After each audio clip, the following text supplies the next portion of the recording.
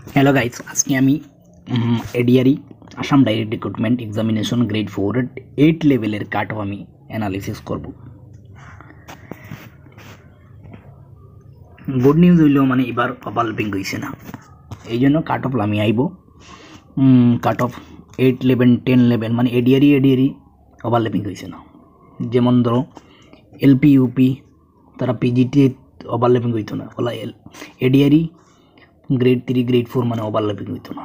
তাহলে যাই আজকে মানে কাট অফটা অ্যানালাইসিস করি। ফার্স্ট অফ অল আমি দেখি ক্যাটাগরি হলে ইউআর হইল গিয়া রিটেন কাট অফ আসলো 99.75 কাট অফ আমি বলি আর, তাহলে 112.75 এটা হইল গিয়ে এক্সপেক্টেড কাট অফ ইউআর। আর রিজার্ভ ফর ওমেন হইল গিয়া আসলো রিটেন কাট অফ 89 আর এক্সপেক্টেড 102। তাহলে ওবিসির ক্ষেত্রে বলি, ওবিসি হইল গিয়ে ওবিসি 95 রিটেন কাট অফ 107 হইল গিয়া এক্সপেক্টেড। যদি কয় রিজার্ভ ফর ওমেন হইলে 85.25 আসলো, 97 হইল গিয়া 97 হইল গিয়া এক্সপেক্টেড কাট অফ।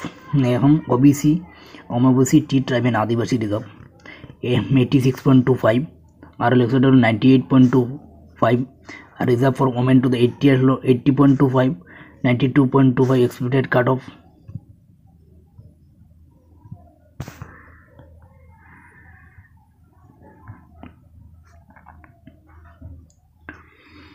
দেখি যদি এসসি 93.50 আসলো তখন এক্সপেক্টেড কাট অফ 105।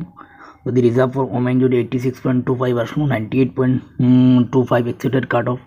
এসটিপি যদি কই তাহলে 93.75 105.25 রিজার্ভ ফর ওমেন 84.75 আসলো expected cut off 96.25। ST hill যদি দেখি তো 71.25 আসলো 83.25 হইব। যদি রিজার্ভ ফর ওমেন 61.50 আর 73 এক্সপেক্টেড কাট অফ 73.50। তাহলে এক্স সার্ভিস মেন যদি দেখি তাহলে 50.50 মানে written cut of, expected cut of 62।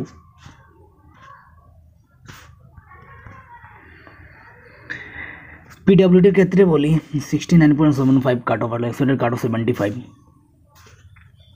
তাহলে আজকে মানে এইটুকু অ্যানালিসিস করলাম।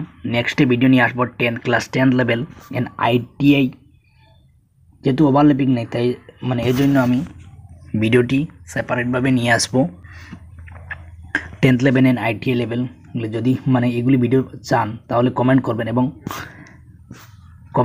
এবং চ্যানেলটি সাবস্ক্রাইব করবেন আর একটি লাইক করবেন।